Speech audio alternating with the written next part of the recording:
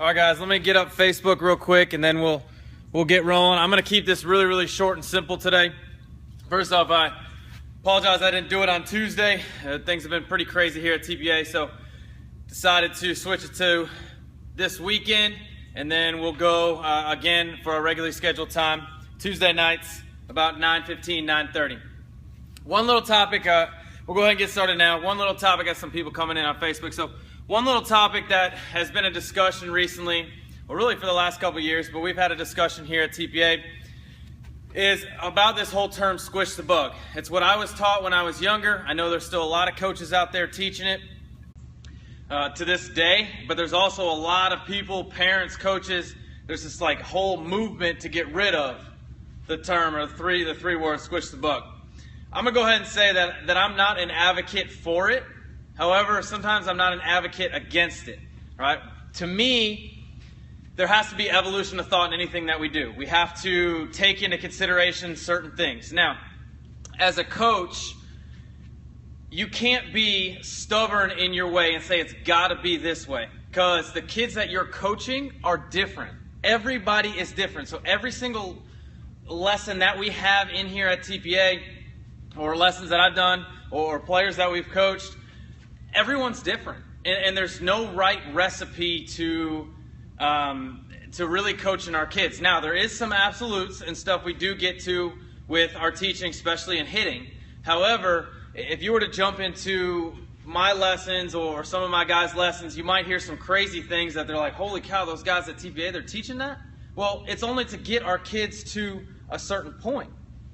Now, understand that our kids, and when we coach, they're going to take things in exaggeration, especially when they step into the game. It's always going to be exaggerated. The movements that we're teaching them are going to be exaggerated. So this whole old school thought of squish the bug. Now, I'm going to explain what I teach. I'm going to explain what squish the bug has its faults for, what it has its benefits for, right? And then I'm going to explain kind of what some of the coaches are teaching these days and that I don't like.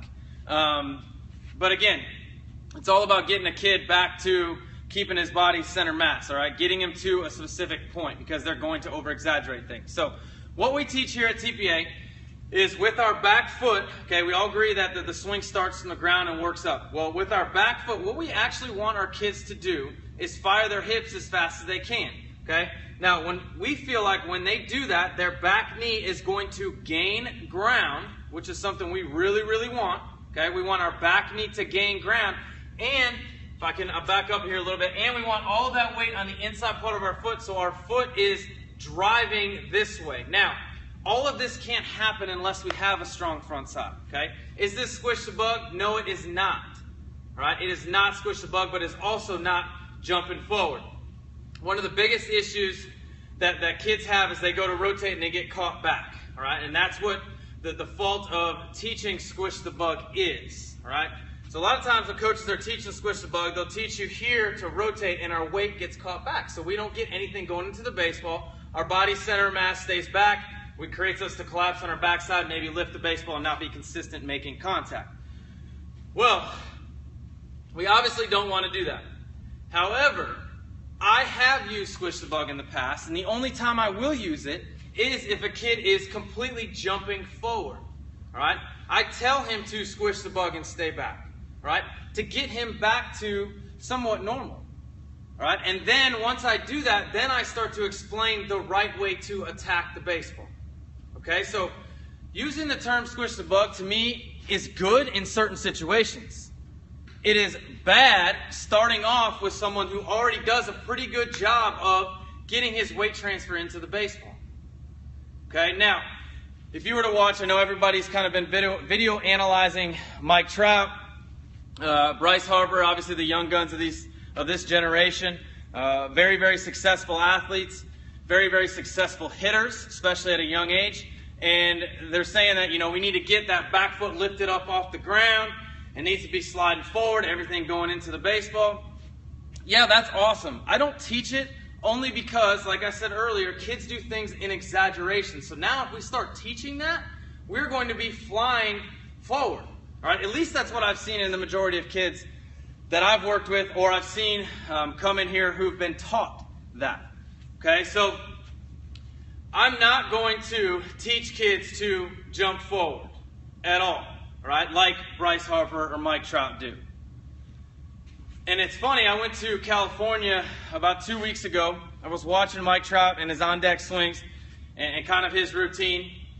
And another point, if you guys ever go to any minor league games, college games, professional games, check out their hitters and what they're doing in the on-deck circle, kind of their routines. But what Mike Trout did, literally his swings, what he was doing, he was squishing the bug, guys.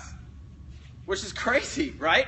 Apparently he doesn't do that in the game, but he does it in practice. So understand that in the heat of battle, we're going to do things in exaggeration. So now that swing where he's squishing the bug, he might be coming a little bit forward with his back side, getting everything going into the baseball. All right?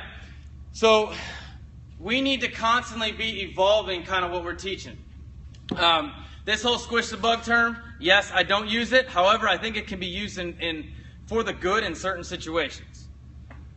Now, the big topic on, obviously squish the bug, what we do teach and what I think all coaches out there should teach. Back knee stays inside of our back foot, okay? So when we load, it stays in, it doesn't go over. We load up against our backside, not over our backside. We let our weight or keep our weight on the inside part of our back foot. It's almost like you're pushing the turf or the batter's box, the dirt or whatever, away. Right? So you're pushing that turf away from you, and then when you go to attack the baseball, okay, you take this back foot, hopefully you guys can see here, take this back foot and you gain ground with our knee while keeping a strong front side. So if you're coaching this and you're seeing your front sides breaking down, we need to figure out a different way to keep our front side strong.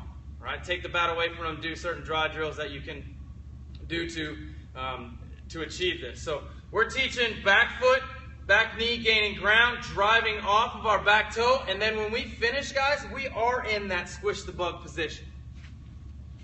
However, when we attack the baseball, we didn't stay back there that whole time. Okay, so that's my take on squish the bug, kind of what we're teaching, what coaches are teaching. The positives and negatives, the biggest advice I have, if you're on Periscope right now and asking questions, hold on one second, I can't read it. I'll answer those in a second. But the biggest thing when coaching, guys, is that we need to consistently be evolving with who we're working with. There is not one set way to coach kids. There's not one set way to raise kids. There's not one set way to do a lot of things. But the common thing that we need to get to, yes, there is absolutes, and we need to keep our body center or mass centered throughout our swing, and we need to get something going into the baseball. So there's different ways of going about that. Try the way we do it at TPA. Understand if someone's going forward, then maybe you squish the bug. All right? If someone's going back like this, we might say, hey, go forward and attack it a little bit more. Okay? So we're constantly trying to change the way kids are doing things. All right? So I'll leave it open for some questions. I don't know how many viewers we got here on Facebook and Periscope, but if you guys have any questions regarding this, regarding anything in baseball, I'll go ahead and answer those. Try to keep it under 10 minutes today, and then we'll be back on Tuesday for our regular scheduled time. So if you're on Periscope, if you got any questions for me, shoot them now. Morgan's saying always squish the bug. Again, I think if we're always squishing the bug, we get caught back here with some kids. Now, again, some kids deal with squishing the bug and they attack the baseball properly. I was told that my whole life. All right, and that's honestly what made me successful, I believe. I didn't ever really have a problem of leaning back too much. But some kids do. Some kids take squish the bug and it creates an issue. Does the same apply for softball? Absolutely. When we're attacking the baseball, you guys, the swing's a swing. Now, obviously, the plane of the baseball and the plane of the softball are a little bit different, but swing mechanics are swing mechanics. Using our lower half and firing up our kinetic chain is the same for baseball and softball. We got any more coming through on Periscope? Any questions? Facebook, you guys got any questions? Shoot them. So we can get this down a little bit. Yeah, the last question was awesome, you guys. The baseball swing and the softball swing, in my opinion, are virtually the same. We always want to try to maximize our consistency, maximize or create depth in our swing. Creating depth in our swing and maximizing opportunity to hit the baseball and our power in every single swing that we take. So we've got to start from the ground up. We've got to fire up our kinetic chain. So yeah, they are virtually the same.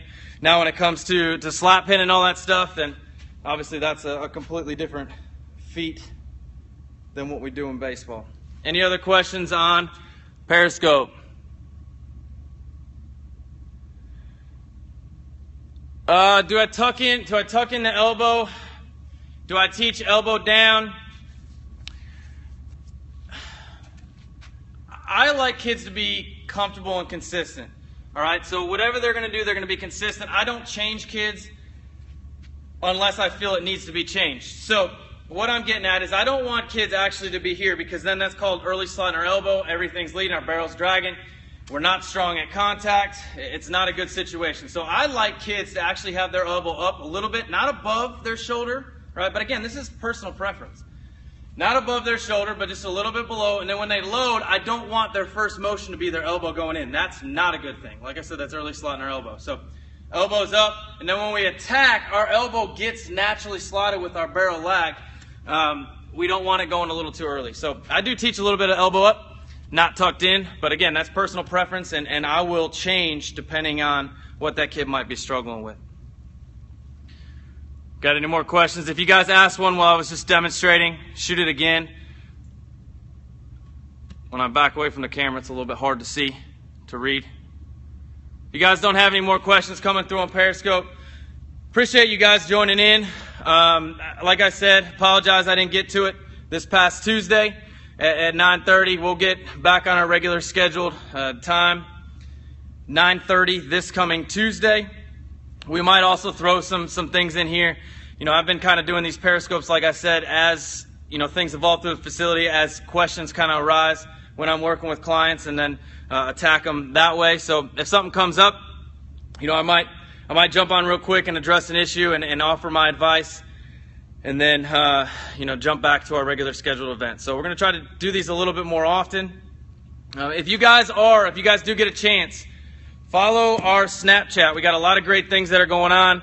That's more up to date in terms of if I hear something come up, I will update or offer my advice through that.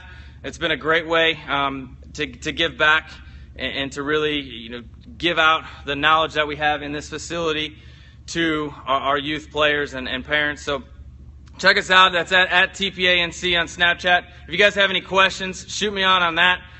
I spend at least an hour a day answering questions to kids and parents regarding our swing, regarding how to get into college, regarding things that I did, things that I was taught, situations that arise the past weekend. So it's a lot of fun for me to give back to you guys, and I think, you know, it's been a very, very useful tool for people that are out in the community looking for some answers. So appreciate you guys joining in. Again, check us out on Snapchat. We'll see you guys on Tuesday at 9:15 or 9:30 for another episode of The Diamond Show. Thanks, guys.